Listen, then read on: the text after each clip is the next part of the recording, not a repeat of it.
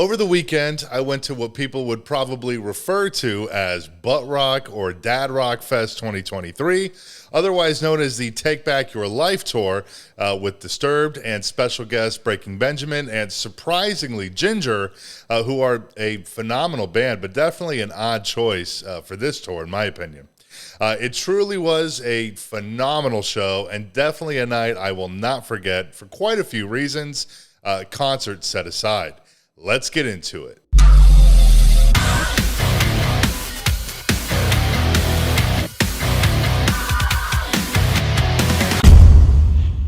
I want to get the biggest and honestly really like the only disappointment out of the way first, and that is the lack of pyro at the particular show that I went to, which was at Blossom Music Center in Cuyahoga Falls, Ohio.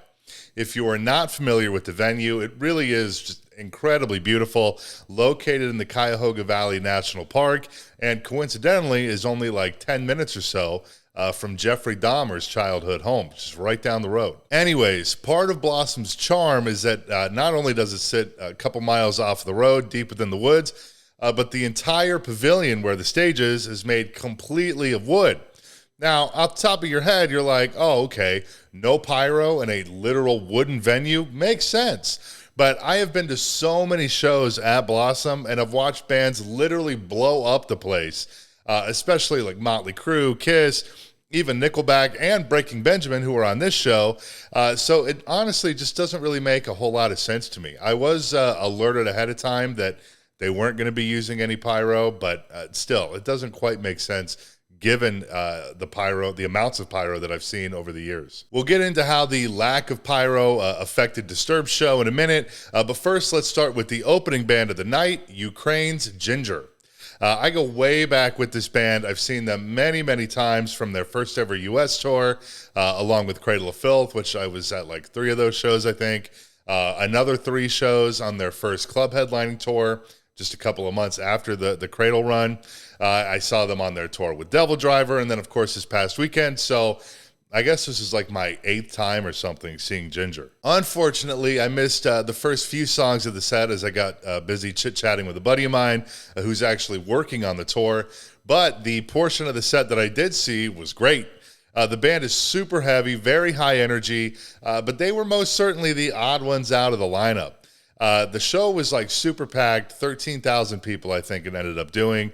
And I'd say that at least half of that, if not more, were there when Jinjer went on at around 6:30. But it was a little strange to have them open for Disturbed and especially Breaking Benjamin. The crowd definitely seemed into them, so I guess the strategy worked. It paid off for them. But I do feel that they would be better suited on a tour like Slipknot, which they were supposed to do, I think, last year. But they had to drop off because of all the shit that happened in Ukraine.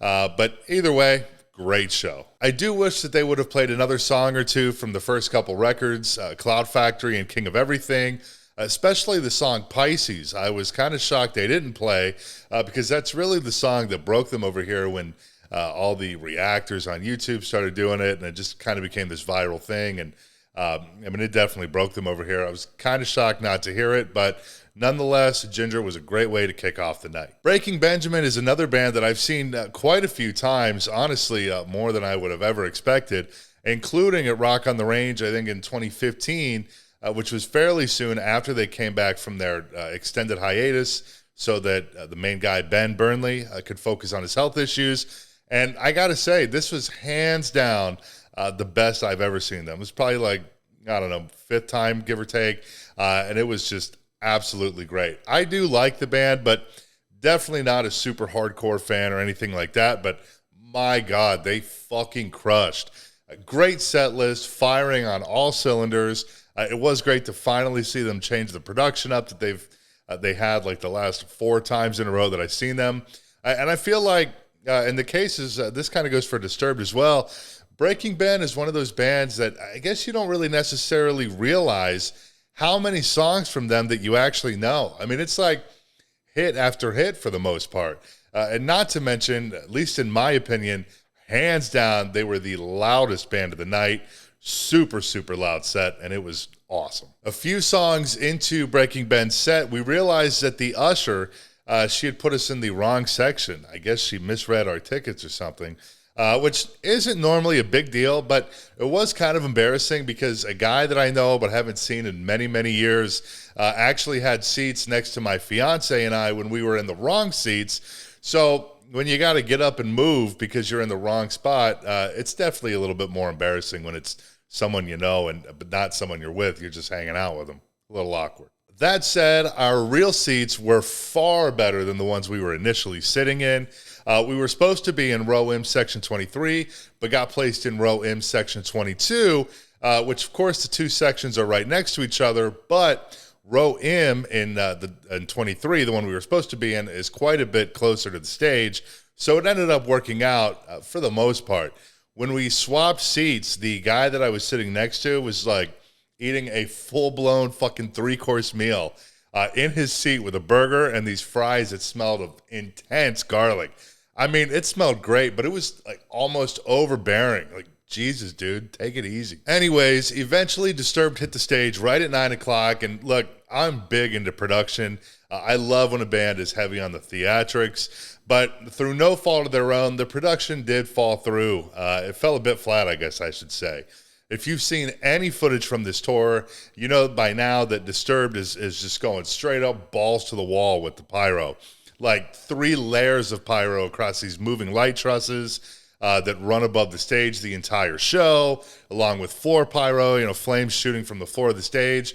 I mean, fuck, they've set off the sprinkler system at least twice on this tour. That's how much pyro there was supposed to be. It feels like that was the production for this tour, where the pyro is the focal point of the entire show. So when there's nothing else on stage and it's just the pyro, that's totally fine. But when you're in a situation like the show I was at, and they weren't really allowed to use any pyro, things definitely, it feels a bit dull, almost like it's missing something, because it was. However, I would say that the band definitely made up for it with the intensity of their performance. Everybody was super tight. The show sounded spot on without relying on tracks. Just a phenomenal performance overall. About 2 or 3 songs in, my buddy who works on the tour that I mentioned earlier, he texted me to ask if my fiance and I wanted to stand basically side stage.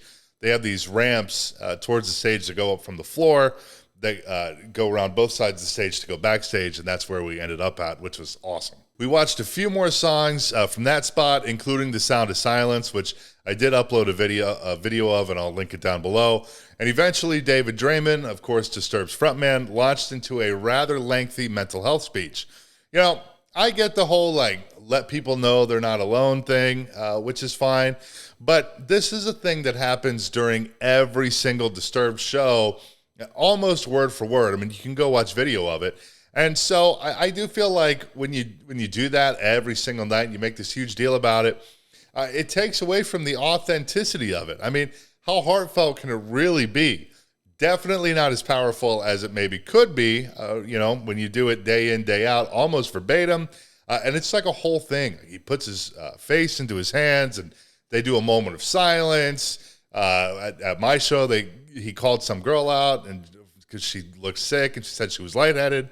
I mean, they make an entire thing about it. Either way, though, the band absolutely crushed live. I had only seen them once prior, and I would definitely go see them again. However, by that point, the night was really just beginning.